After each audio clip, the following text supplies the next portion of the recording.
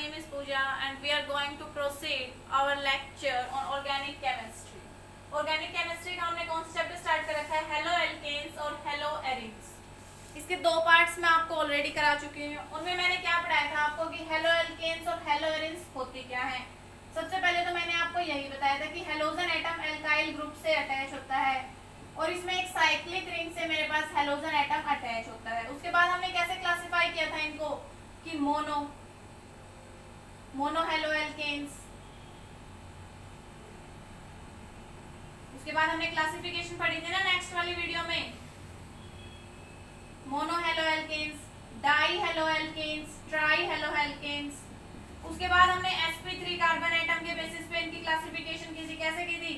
Primary, secondary, tertiary, allylic halides पढ़े थे हमने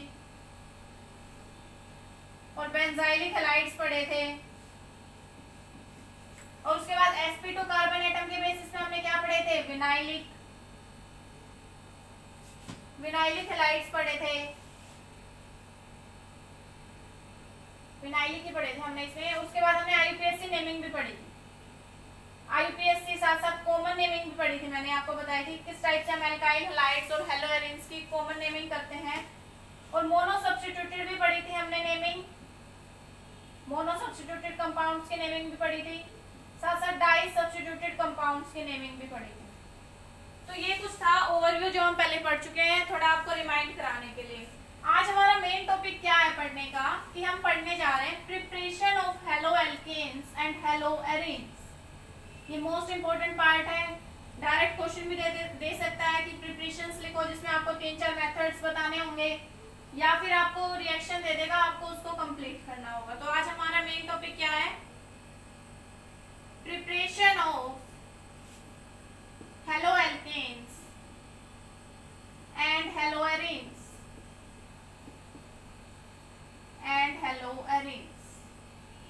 तो मैं पहले सबसे वो बता रही हूँ किस टाइप से हम इनकी प्रिपरेशन करेंगे, कितने मेथड से करेंगे।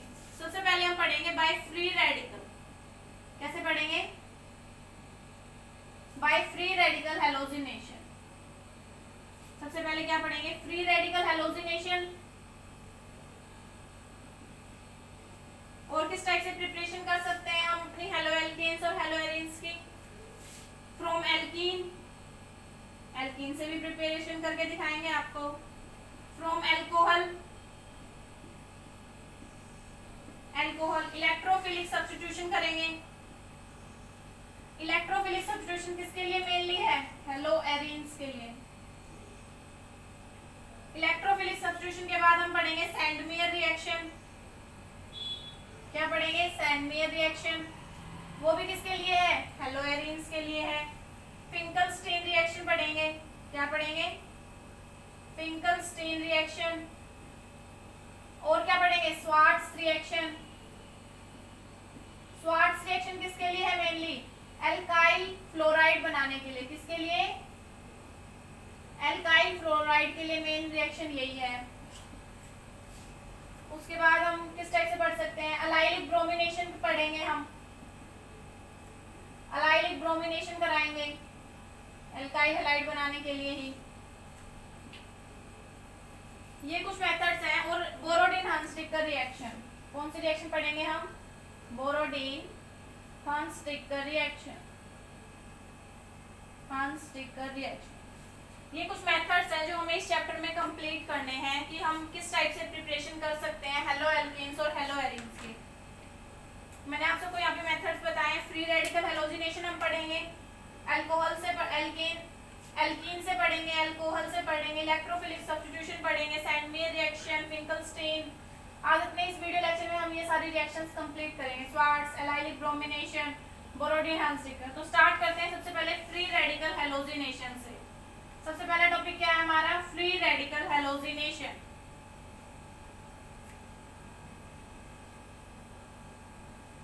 फ्री रेडिकल क्या होते हैं? मैंने आपको बताए थे।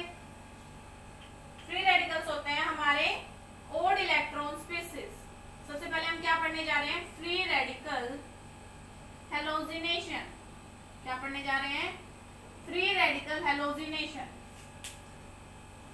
क्या करेंगे इसमें हम? हमारे पास ये कोई कंपाउंड फॉर्म ले लिया हमने RH। R मेरे पास क्या है, कार्बन चेन। कितने भी लंबे मैं कार्बन चेन ले सकती हूँ।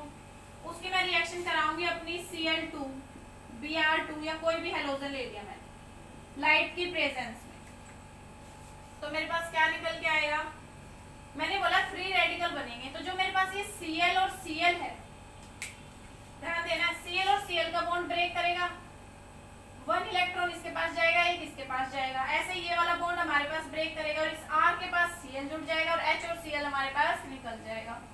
तो ये मेरे पास क्या बन के आ गया, एल्काइल हैलाइड बन के आ गया ना। तो ये थी फ्री रेडिकल हेलोजिनेशन। जैसे एग्जांपल देती हूँ, एक करके बताना है आप सबको।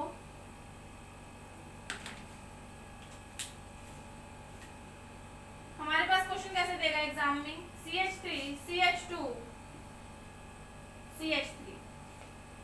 अब एरो के ऊपर मैंने ऐसे लिख दिया Cl2 और H न्यू। आपको रिएक्शन कराने हैं कि मुझे इसके पॉसिबल एल्काइल हैलाइड बना के दिखाने हैं। तो कितने पॉसिबल एल्काइल हैलाइड हो सकते हैं इसके, एक तो मैं इस हेलोजन को रिप्लेस कर दूं। अगर मैं इस हेलोजन को इस हाइड्रोजन को रिप्लेस कर रही हूँ या इस हाइड्रोजन को, तो बात तो सेम ही है ना। क्या कह रही हूँ, मैंने CH2H ऐसे लिख दिया, ये CH ऐसे लिख दिया और ये है मेरे पास CH2H। जब मेरे पास Cl रेडिकल का बॉन्ड ब्रेक होके आएगा, मेरे पास ये रेडिकल आएगा इस हाइड्रोजन को लेके जाने के लिए, तो मेरे पास क्या होएगा, अगर मैं यहाँ से अपना रेडिकल निकालती हूँ तो इस CH2 रेडिकल के साथ ये Cl आके कंबाइन हो जाएगा, तो मेरे पास क्या मॉलिक्यूल बन जाएगा, CH3 CH2 CH2Cl। एक आइसोमर तो ये बन के आ गया एल्काइल हैलाइड का। वही हमने ये भी तो हाइड्रोजन रिमूव कर सकती हूँ ना, जरूरी थोड़ी है मैं यही हाइड्रोजन रिमूव करूंगी, मैंने ये हाइड्रोजन रिमूव करा दिया, तो मेरे पास क्या प्रोडक्ट बनेगा, CH3 CH Cl CH3। क्या इसका कोई और आइसोमर पॉसिबल है इस रिएक्शन का? अगर मैं यहाँ पे Cl लगाती हूँ तो ये फर्स्ट वाला प्रोडक्ट ही हो जाएगा फिर से। अगर मैं यहाँ इस हाइड्रोजन को रिप्लेस करके Cl लगा, बात तो वही ना, अभी भी फर्स्ट पे क्लोरीन है और यहाँ पे भी 1 पे क्लोरीन है। तो ये दो आइसोमर्स पॉसिबल थे इस रिएक्शन के। अब एक प्रॉब्लम दी हुई है आपकी एनसीईआरटी में, आपको मेरे को बताना है कि इसके कितने पॉसिबल आइसोमर हो सकते हैं। ये प्रिपरेशन का फर्स्ट मेथड है। जैसे मैंने यहाँ पे लिख दिया CH CH3 CH3 CH2 CH3, इसकी रिएक्शन मैं करा रही हूँ Cl2H न्यू के साथ में, फ्री रेडिकल हेलोजिनेशन में करा रही हूँ। तो आपको मुझे बताना है कि इसके कितने पॉसिबल आइसोमर्स होंगे। सबसे पहले सबसे इजी है, मैं इस कॉर्नर वाले हाइड्रोजन को निकाल लूंगी और एक Cl लगा दूंगी, तो क्या मॉलिक्यूल बन जाएगा मेरे पास, बाकी एज इट इज रहेगा CH CH3 CH2 CH2Cl। एक तो ये पॉसिबल आइसोमर हो गया। नेक्स्ट क्या हो सकता है, मैं इस हाइड्रोजन का इस CH2 मॉलिक्यूल का हाइड्रोजन रिमूव कर दूं तो भी मेरे पास एक आइसोमर आ सकता है, मैं वो भी ड्रॉ कर देती हूँ।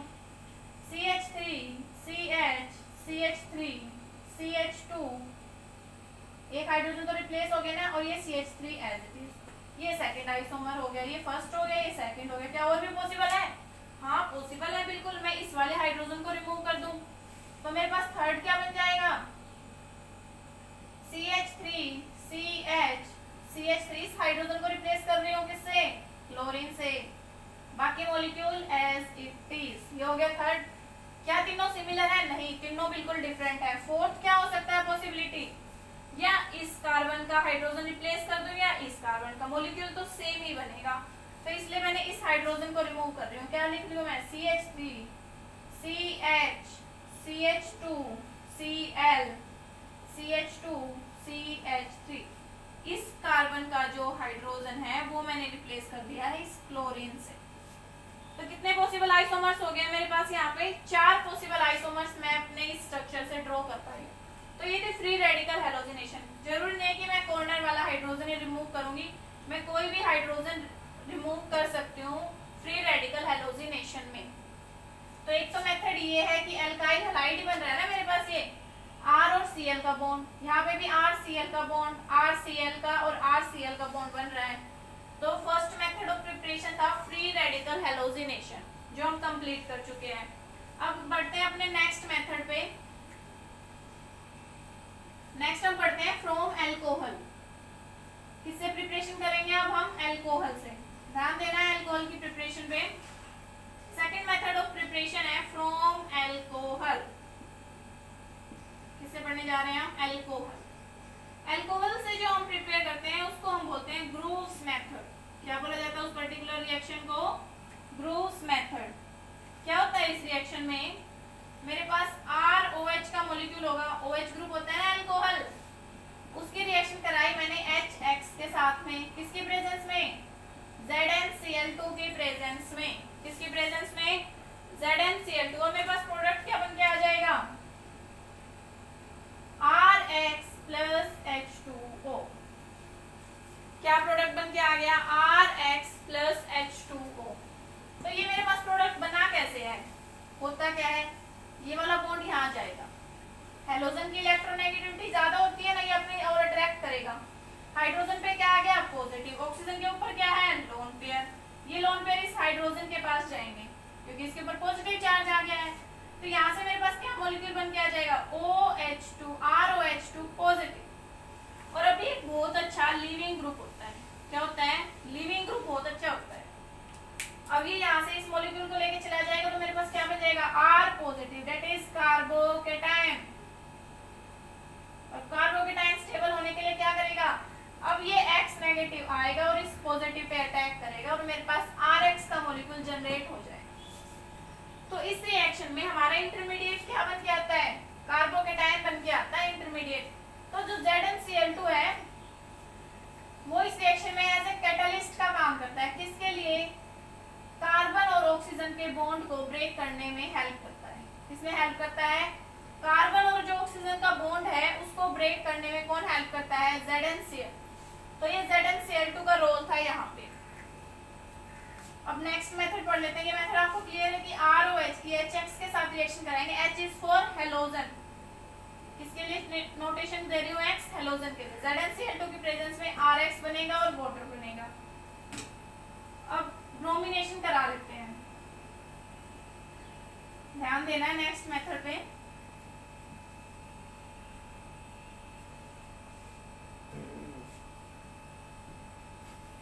CH3 CH2 CH2OH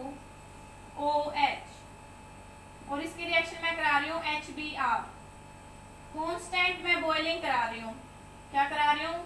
constant boiling करा रही हूँ। तो मेरे पास ये OH रिप्लेस हो जाएगा Br से और वाटर निकल जाएगा। क्या मिल जाएगा मेरे को? Alkyl bromide. क्या मिल जाएगा यहाँ पे मेरे को?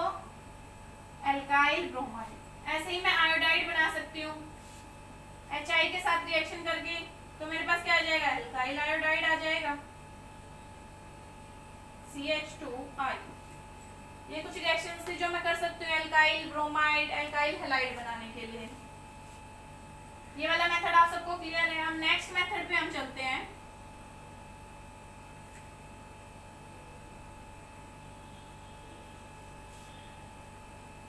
पर आपने ध्यान दिया हो, आपने क्वेश्चन पुट अप नहीं किया कि मैम आपने तो ROH लिया, वहीं अगर आप तो सिंपल हेलो एल्कीन्स बना रहे हो, क्या मैं इस मेथड से हेलो एरिन्स बना सकती हूँ? अगर मैं अपनी फिनोल रिंग ले लूं, फिनोल रिंग का जब रेजोनेंस स्टेबलाइज स्ट्रक्चर बनाते हैं तो हमारे पास जो ये C और O का बॉन्ड होता है ना, इसमें डबल बॉन्ड कैरेक्टर आ जाता है। यहाँ पे सिंगल बॉन्ड है इसलिए इसको ब्रेक करना इजी था कैटलिस्ट डाल के और रिएजेंट डाल के। पर जो ये डबल बॉन्ड कैरेक्टर आने के बाद में इस बॉन्ड को ब्रेक करना डिफिकल्ट हो जाता है। डबल बॉन्ड कैरेक्टर की वजह से, डबल बॉन्ड कैरेक्टर आने की वजह से इस बॉन्ड को तोड़ना डिफिकल्ट है, डिफिकल्ट टू ब्रेक। तो इस मेथड से हम अपनी हेलो एरिन्स नहीं बना सकते। ठीक है, ये सब आपको क्लियर है? ये एक एक्स्ट्रा बात थी इस क्वेश्चन की। अब नेक्स्ट मेथड हम पढ़ने जा रहे हैं electrophilic substitution by electrophilic substitution. मैंने आपको बताया था स्टार्टिंग में इस मेथड से हम क्या प्रिपेयर करते हैं? अपनी हेलो एरिन्स। क्या प्रिपेयर करते हैं? Hello arenes. कैसे करेंगे? ये मेरे पास बेंजीन है, चलो मैंने टोलिन ले ली। CH। इसके रिएक्शन में करवाती हूँ Cl2 और मैंने क्या डाला AlCl3। लेविस एसिड डालेंगे हम अपनी रिएक्शन में, ये भी हो सकता है, FeCl3 भी हो सकता है, या आयरन एटम भी डाल सकते हैं, ठीक है, मेटल भी डाल सकते हैं। तो मेरे पास क्या बनेगा, मेरे पास दो प्रोडक्ट बन के आते हैं, बेंजीन के ऊपर CH3 और ऑर्थो पोजीशन पे Cl लग जाएगा, प्लस बेंजीन के ऊपर CH3 और एक पैरा पोजीशन पे Cl लग जाएगा। एक तो मेरे को ऑर्थो प्रोडक्ट मिल रहा है और एक क्या मिल रहा है, पैरा प्रोडक्ट। ये था मेरे पास टोलिन।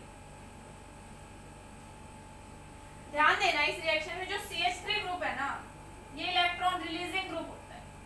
क्या होता है, इलेक्ट्रॉन रिलीजिंग ग्रुप। और electron releasing group ortho para directing होते हैं। ये आपने 11th की केमिस्ट्री में पढ़ा भी होगा कि electron releasing group ortho para directing होते हैं, इसलिए मुझे एक ऑर्थो प्रोडक्ट मिलता है, इसमें एक पैरा प्रोडक्ट मिलता है। पर ध्यान देना, क्या मेरे पास एल्काइल हेलोएरिन्स बना है इसमें, हाँ मेरे पास क्लोरीन तो आ ही रहा है ना, R और Cl तो यहाँ पे बॉन्ड बन ही रहा है, ये हेलोएरिन ही तो है, यहाँ पे भी बन रहा है। तो भी रिएक्शन प्रोसीड कैसे करती है, इसका मैकेनिज्म वैसे आपके सिलेबस में नहीं है, पर समझ लेना क्योंकि आइडिया हो जाएगा कि रिएक्शन हुई कैसे है। ये रिएक्शन में इसका मैकेनिज्म करके दिखा रही हूँ, सिलेबस में नहीं है आपके। रिएक्शन क्या थे हमारे पास, बेंजीन के ऊपर CH3 और ये आया इलेक्ट्रोफाइल,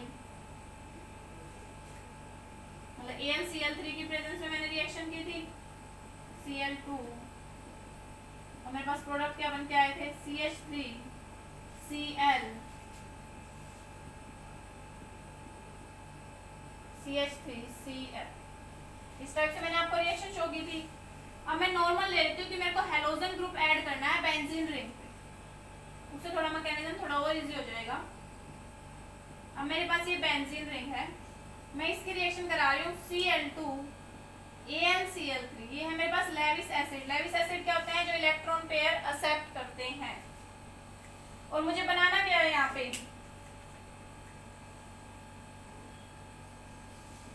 ये प्रोडक्ट मेरे को बनाना है, ठीक है।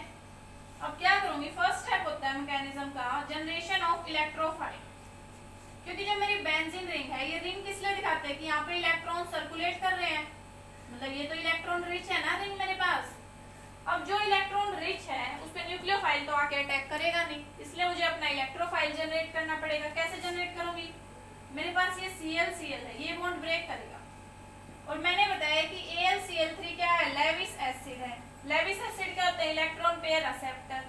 ये इलेक्ट्रॉन पेयर एक्सेप्ट करके क्या बना लेगा, AlCl4 नेगेटिव और ये Cl positive as it is रह जाएगा रिएक्शन में। अब क्या होएगा, ये मेरे पास जनरेट हो गया इलेक्ट्रोफाइल। इलेक्ट्रोफाइल कौन सी स्पीसीज होती हैं, इलेक्ट्रॉन डेफिशिएंट स्पीसीज होती है ना इलेक्ट्रोफाइल। अब रिएक्शन कब होती है, एक इलेक्ट्रॉन रिच होनी चाहिए और एक इलेक्ट्रॉन डेफिशिएंट होनी चाहिए, तभी तो हम रिएक्शन कराएंगे। अगर दोनों ही रिच होंगी तो रिएक्शन होगी ही नहीं। यहाँ पे इलेक्ट्रॉन रिच थी, अब ये तो है नहीं कि Cl4 का सीधा अटैक करा दो इस पे, ऐसे तो पॉसिबल नहीं है, मुझे जनरेशन करनी पड़ेगी इलेक्ट्रोफाइल की। तो मेरे पहले स्टेप का नाम ही क्या होता है, जनरेशन ऑफ इलेक्ट्रोफाइल। क्या होता है, जनरेशन ऑफ इलेक्ट्रोफाइल। अब इलेक्ट्रोफाइल मेरे पास जनरेट हो गया। अब ये बेंजीन रिंग पे अटैक करता है, सेकंड स्टेप में क्या करता है, ये बेंजीन रिंग पे अटैक करता है। जैसे ही ये अटैक करेगा तो मेरे पास जो ये हाइड्रोजन है यहाँ पे, जैसे मैं आपको दिखाऊं, ये बेंजीन रिंग है, इसका ये हाइड्रोजन है, ये H पॉजिटिव की फॉर्म में निकलेगा और Cl यहाँ पे आके अटैच कर जाएगा, यहाँ पे नेगेटिव रह जाएगा तो ये Cl इस टाइप से अटैच हो जाएगा और यहाँ पे आ जाएगा ये पॉजिटिव, ठीक है। अब क्या करेगा, ये वाला बॉन्ड रिवॉल्व होता रहेगा, इसके हम रेजोनेंस बना सकते हैं ना, ये बॉन्ड यहाँ पे जाएगा तो यहाँ पे पॉजिटिव आ जाएगा। इस टाइप से जब रेजोनेंस होती रहेगी इसमें, तो हमारे पास क्या स्ट्रक्चर देखने को मिलता है, रफली सा आइडिया दे रही हूँ मैं आपको।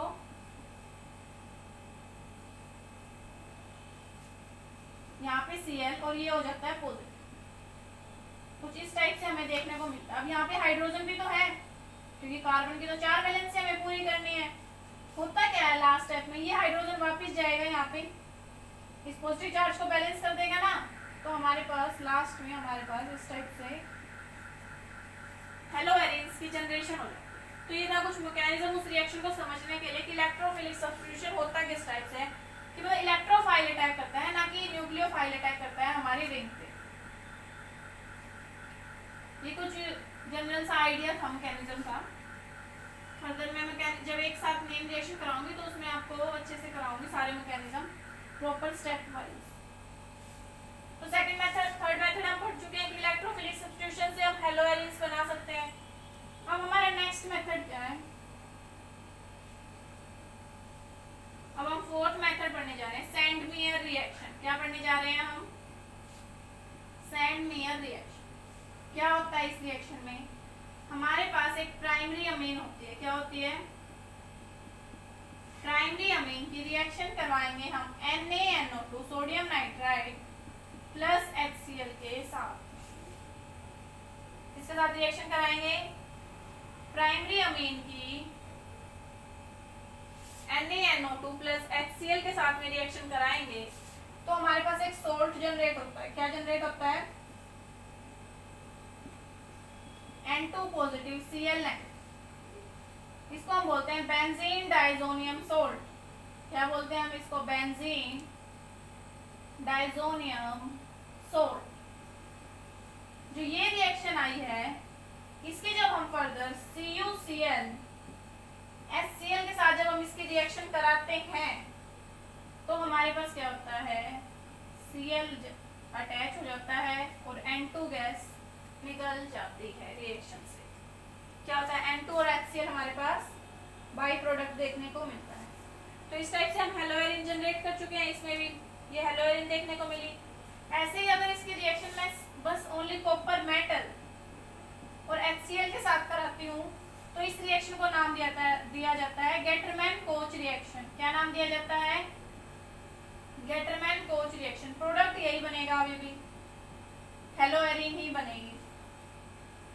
तो एक ये मेथड है हेलो एरिन को जनरेट करने का। अब नेक्स्ट मेथड क्या पढ़ने जा रहे हैं, फ्रोमेल्कीन। क्या पढ़ेंगे,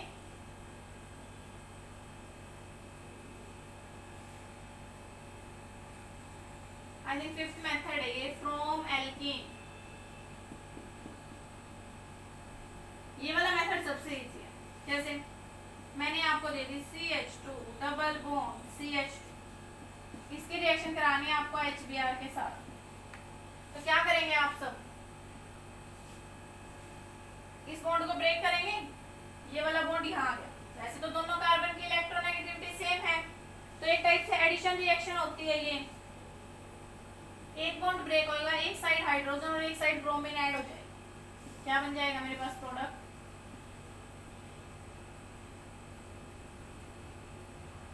इस टाइप। क्योंकि मेरे पास सिमेट्रिकल एल्कीन थी तो मेरे पास प्रोडक्ट बनाना इजी था। मैं किसी भी साइड हाइड्रोजन ऐड कर दूं, किसी भी साइड ब्रोमीन ऐड कर दूं, डजंट मैटर, क्योंकि मेरे पास प्रोडक्ट तो सेम ही आना है। मैं किसी भी साइड हाइड्रोजन ऐड करूं या ब्रोमाइड ऐड करूं।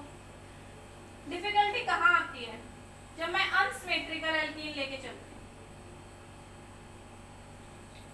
क्या ले लिया मैंने, अनसिमेट्रिकल एल्कीन। जब मैं अनसिमेट्रिकल एल्कीन लेके चल रही हूँ तो मेरा प्रोडक्ट क्या होगा, तो मेरा प्रोडक्ट बनाने का आसान तरीका होता है कि मैं लगाऊंगी मार्कोनी फ्रूल।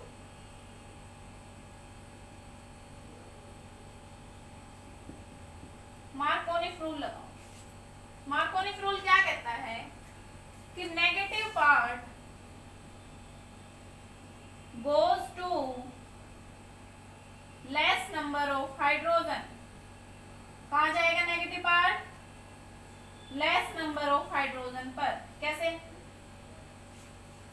जो मेरे पास ये HBr का बॉन्ड है, इसमें हाइड्रोजन के ऊपर क्या है, पार्शियल पॉजिटिव, और ये क्या है, नेगेटिव, क्योंकि ब्रोमीन की इलेक्ट्रोनेगेटिविटी ज्यादा होती है तो उसके ऊपर क्या आएगा, नेगेटिव चार्ज। अब यहाँ पे देखना है एल्कीन में मेरे पास किस वाले कार्बन पे कम हाइड्रोजन है, इस वाले कार्बन पे। यहाँ पे एक हाइड्रोजन है, यहाँ पे 2 है, तो ब्रोमाइड ग्रुप कहाँ पे अटैच होएगा? इस वाले कार्बन पे, सेकंड वाले कार्बन पे। तो मेरे पास क्या प्रोडक्ट बनेगा? CH3 CBr CH3। तो ये प्रोडक्ट मेरे पास देखने को मिलेगा जब मेरे पास अनसिमेट्रिकल एल्कीन होगी। वहीं अगर रिएक्शन में, ये तो था मार्कोनी फ्रूल, एक होता है एंटी मार्कोनी फ्रूल। क्या होता है? Anti Markovnikov rule. उसमें क्या होता है कि नेगेटिव पार्ट जाता है, negative part goes to more number of hydrogen. कैसे होता है? कैसे पता चलेगा कि मार्कोनी फ्रूल लगाना है या एंटी मार्कोनी? जब एंटी मार्कोनी की कंडीशन होगी, ये कब है? जब मेरे पास मार्कोनी फ्रूल लगा रही हूं मैं, और यहाँ पे लिखूंगी एंटी मार्कोनी फ्रूल के अकॉर्डिंग प्रोडक्ट। जब एंटी मार्कोनिक देगा तो HBr के साथ मेरे को परऑक्साइड लिखा हुआ मिलेगा एज ए रिएजेंट। इसमें मेरे पास रिएक्शन में परऑक्साइड भी लिखा हुआ मिलेगा। अब मेरे पास प्रोडक्ट क्या हो जाएगा? CH3 CH2 CH2Br। ध्यान से देखना है कि दोनों प्रोडक्ट में डिफरेंस है। यहाँ पे सेकंड कार्बन पे ब्रोमाइड ग्रुप है और यहाँ पे फर्स्ट कार्बन पे ब्रोमाइड ग्रुप है। तो ये थी प्रिपरेशन ऑफ हेलो एल्केन्स और हेलो एरेन्स फ्रॉम एल्कीन। ये एल्कीन से हम कैसे जनरेट कर सकते हैं। एक बात और ध्यान देने की HBr और पेरोक्साइड तभी एंटी मार्कोनिक लगेगा जब HBr के साथ पेरोक्साइड दिया होगा। अगर मेरे पास रिएक्शन में मैं ऐसे कह दूं कि मेरे को दे रखा है HI और पेरोक्साइड, या मेरे को दे रखा है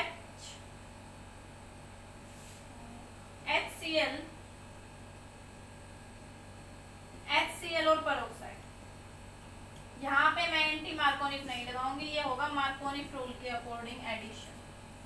तो ध्यान देना है कि एंटी मार्कोनिक कहाँ लगेगा? जब HBr के साथ पेरोक्साइड दे रखा होगा। और वो भी एंटी मार्कोनिक कहाँ लगता है कि नेगेटिव पार्ट कहाँ जाता है? मोर नंबर ऑफ हाइड्रोजन पे। मार्कोनिक में कहाँ जाता है? लेस नंबर ऑफ हाइड्रोजन पे। तो ये प्रिपरेशन थी, कुछ इजी प्रिपरेशन आप अपने एग्जाम में लिख सकते हैं। जितने भी मार्क्स के अकॉर्डिंग क्वेश्चन आता है, कई बार डायरेक्ट भी देके रिएक्शन देके आपसे प्रोडक्ट भी पूछ सकता है। तो अब अपना नेक्स्ट मेथड कंटिन्यू करते हैं प्रिपरेशन में।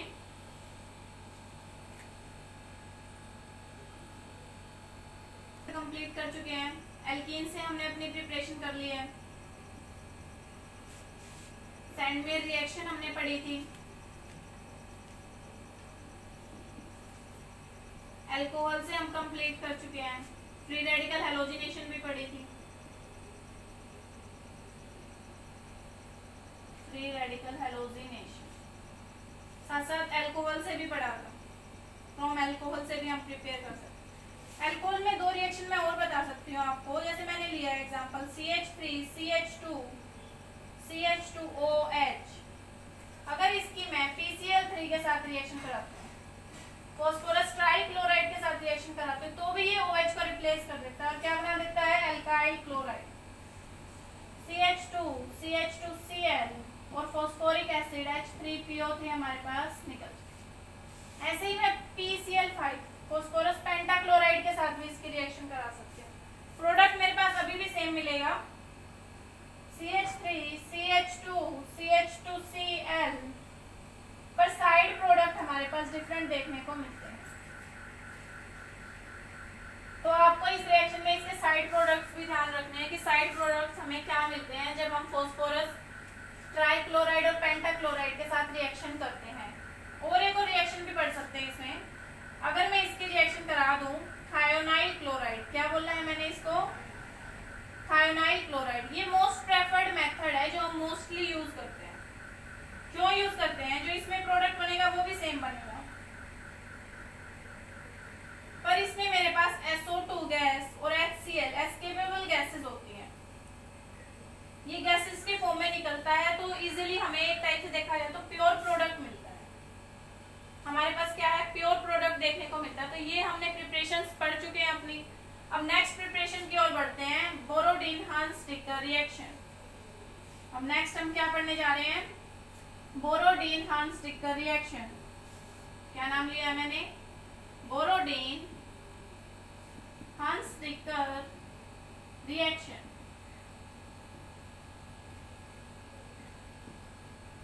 बोरोडिन-हंस रिएक्शन में हम क्या करते हैं, हम करते हैं decarboxylation of silver salt of fatty acid.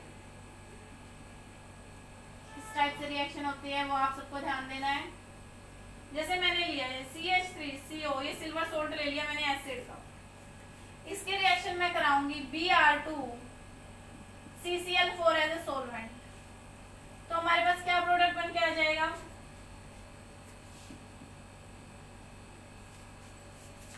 जब मैं इसकी Br2CCl4 के साथ रिएक्शन करा रही हूँ तो मेरे पास क्या प्रोडक्ट बन के आएगा, CH3CO2 तो मेरे पास निकल जाएगा, CH3Cl plus CO2 plus AgBr।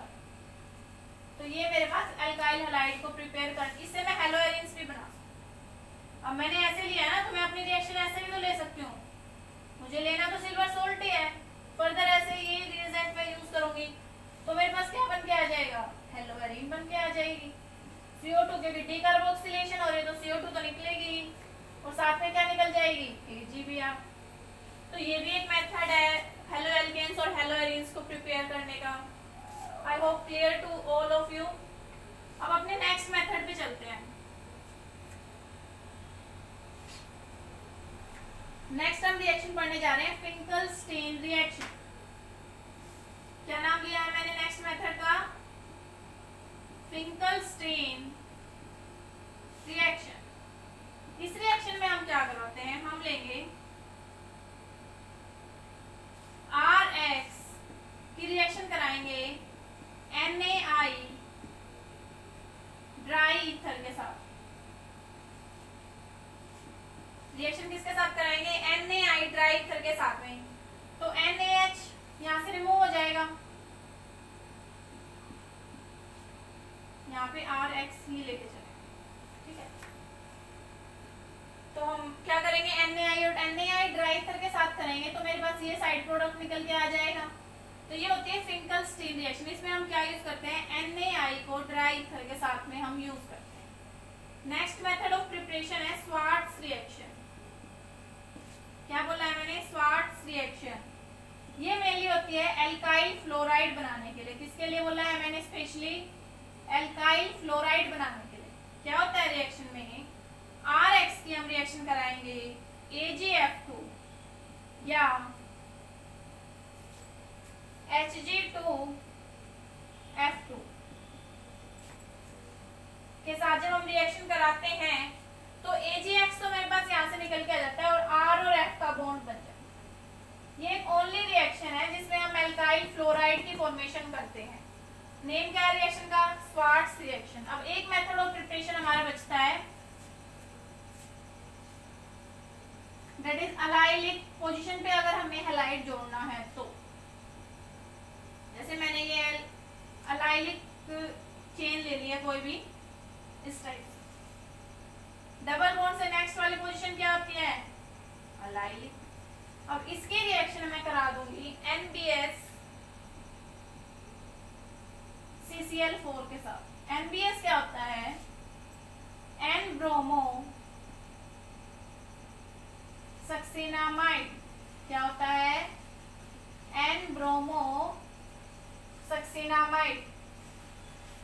क्या स्ट्रक्चर होता है इसका, CH2CONBr। किससे बनाया है ये, सक्सिनिक एसिड क्या होता है हमारे पास, CH2COOH। ये होता है सक्सिनिक एसिड, इससे बनाया है N ब्रोमो सक्सिनामाइड। क्या स्ट्रक्चर हो जाएगा, ये हो गया CH2, ठीक है। ये होता है N bromo succinimide. N bromo succinimide reagent की स्पेशलिटी क्या है कि ये अलाइलिक पोजीशन पे ही हैलाइड को ऐड करेगा। क्या स्पेशलिटी है इसकी, अलाइलिक पोजीशन पे ही। स्पेशल थिंग क्या है इसके बारे में कि ये अलाइलिक पोजीशन पे ही हैलाइड फॉर्मेशन करेगा। तो जो मेरी ये अलाइलिक पोजीशन है इस पे ब्रोमीन आके जुड़ जाएगा, ना कि इस डबल बॉन्ड पे। तो क्या फॉर्मेशन होगी मेरे पास प्रोडक्ट की, कुछ इस टाइप से मुझे अपना प्रोडक्ट देखने को मिलेगा। मैंने अलाइलिक पोजीशन पे बस ब्रोमीन को ऐड कर दिया। तो ऑलमोस्ट प्रिपरेशन कंप्लीट होती है हेलो एल्केन्स और हेलो एरिन्स की। अब हम कंटिन्यू करेंगे फिजिकल प्रॉपर्टीज। क्या कंटिन्यू करने जा रहे हैं? अब हम फिजिकल प्रॉपर्टीज कंटिन्यू करने जा रहे हैं। प्रिपरेशन क्लासिफिकेशन हम कंप्लीट कर चुके हैं। फिजिकल प्रॉपर्टीज पढ़ने से पहले एक टॉपिक है आपके एनसीईआरटी में, नेचर ऑफ CX बॉन्ड। और एक्सप्लेन कर देती हूँ आपको। CX बॉन्ड, कार्बन की इलेक्ट्रोनेगेटिविटी हाइड्रोजन से कम होती है, इलेक्ट्रोनेगेटिविटी का सिंबल होता है। तो कार्बन के ऊपर आता है पार्शियल पॉजिटिव और इसके ऊपर आता है पार्शियल नेगेटिव। ये फिजिकल प्रॉपर्टी समझने में भी काफी हेल्पफुल होगा। ध्यान देना है, जैसे ही मैं अलोंग द पीरियड जाती हूँ तो साइज क्या करता है मेरे पास? डिक्रीज। और जैसे ही मैं डाउन द ग्रुप आती हूँ अपनी पीरियोडिक टेबल में तो साइज क्या करता है मेरे पास? इंक्रीज। अगर मैं कार्बन फ्लोरीन, यहाँ पे मैंने बॉन्ड लिखे हैं, ब्रोमीन और आयोडीन, नीचे की तरफ आऊंगी, साइज क्या करता जा रहा है? इंक्रीज। आयोडीन का साइज सबसे बड़ा है तो बॉन्ड लेंथ किसकी सबसे ज्यादा होगी? कार्बन और आयोडीन की। तो ये वाला बॉन्ड जल्दी से टूटेगा ना जिसकी बॉन्ड लेंथ सबसे ज्यादा। ध्यान देना है कि मेरे पास ये है कार्बन और फ्लोरीन का बॉन्ड, उसके बाद क्लोरीन आया, थोड़ा और बढ़ गई बॉन्ड लेंथ, फिर ब्रोमीन आया और ज्यादा बढ़ गई, आयोडीन आया और ज्यादा लंबी हो गई बॉन्ड लेंथ। तो इस बॉन्ड को ब्रेक करना इजी है ना, बजाय कि C और F के बॉन्ड को ब्रेक करना। तो डाउन द ग्रुप जाते हैं तो बॉन्ड लेंथ भी इंक्रीज करती है और बॉन्ड स्ट्रेंथ क्या हो जाती है? वीक हो जाती है। कहने का मतलब क्या है कि कार्बन और फ्लोरीन की बजाय कार्बन और आयोडीन का बॉन्ड ब्रेक करना ज्यादा इजी होता है। तो ये थी कुछ कार्बन CX बॉन्ड के नेचर के बारे में। अब अपने फिर से फिजिकल प्रॉपर्टीज पे आते हैं। सबसे पहले स्टेट जान लेते हैं ना कि हेलो एल्केन्स और हेलो एरिन्स पढ़ रहे हैं तो उनकी स्टेट क्या होती है। जितने भी क्लोराइड, ब्रोमाइड, आयोडाइड, किसके? मीथेन। किसके बात कर रही हूं मैं? मीथेन की स्पेशली। और जो क्लोराइड होते हैं इथेन के, किसके? इथेन के। ये सब क्या होते हैं? गैसियस फॉर्म में होते हैं एट रूम टेम्परेचर। किस फॉर्म में होते हैं ये? गैसियस फॉर्म में। उसके बाद कार्बन 18 तक, मतलब अप टू कार्बन 18 क्या होते हैं? Colourless liquid.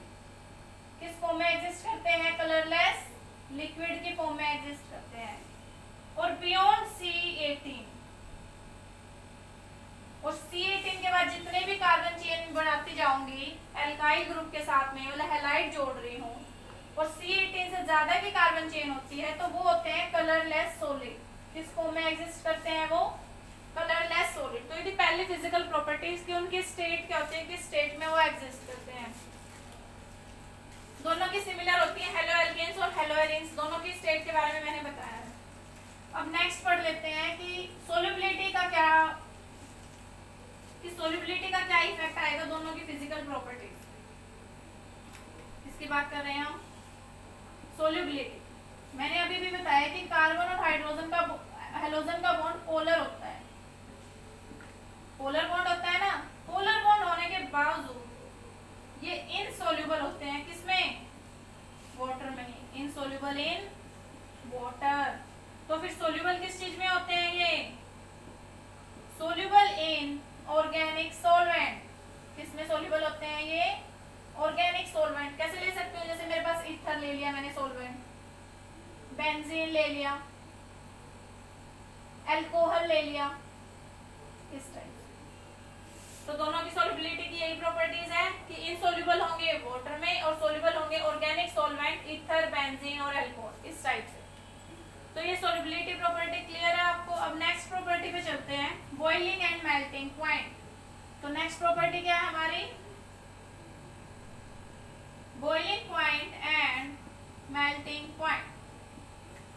जो भी हमारे पास बॉइलिंग पॉइंट होता है वो डायरेक्टली प्रोपोर्शनल होता है साइज ऑफ हेलोजन एटम। और किसके डायरेक्टली प्रोपोर्शनल होता है? Number of carbon chain.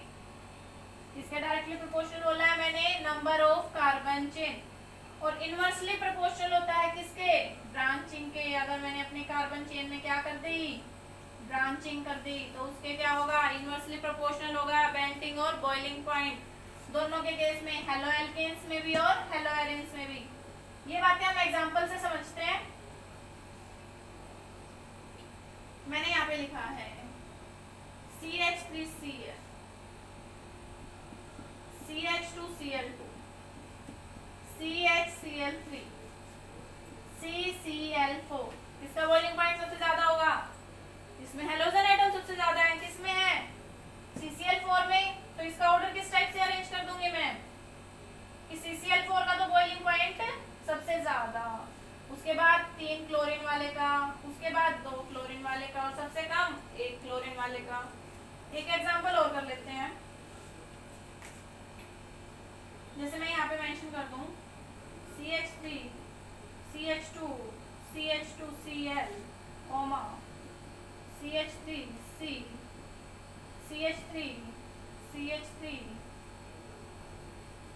CH2Cl।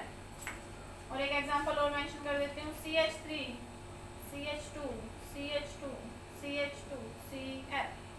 तो अब आप क्या बताने चाहेंगे कि मैंने क्यों बोला कि ब्रांचिंग करने से मेरे पास बॉइलिंग पॉइंट डिक्रीज कर रहा है, क्या रीजन होता है, ब्रांचिंग करने से मेरे पास सरफेस एरिया डिक्रीज कर जाता है।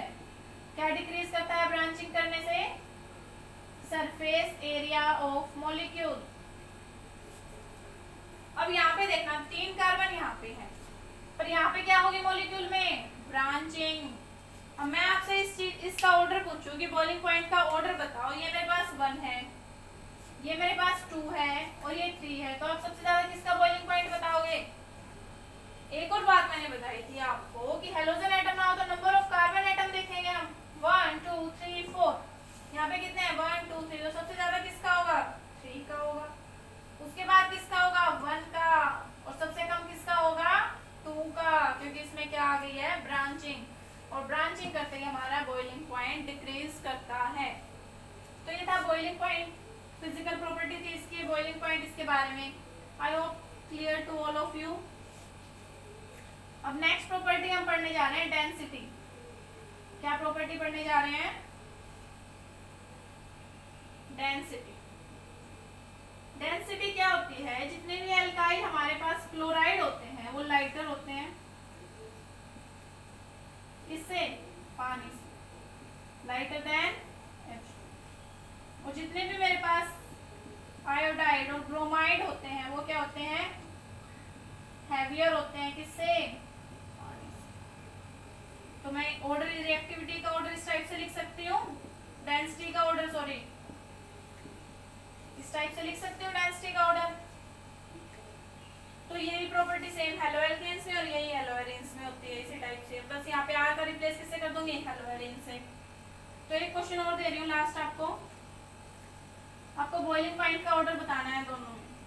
क्वेश्चन में मैंने लिखा है यहाँ पे हेलो एरिन्स में ऑर्डर बताना है आपको।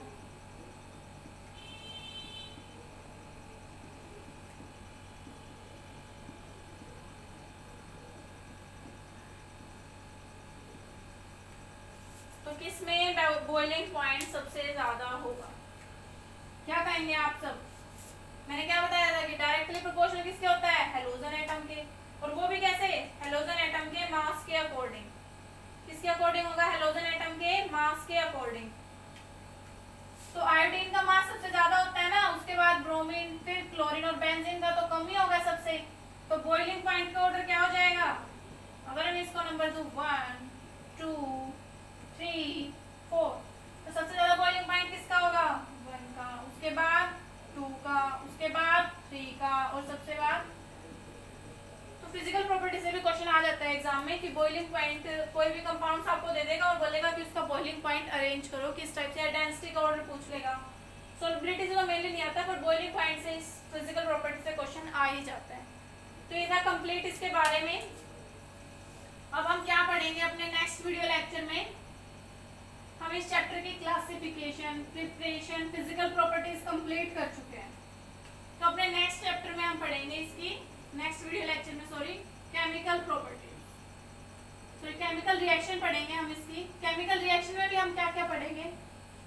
Nucleophilic substitution reaction, elimination reaction,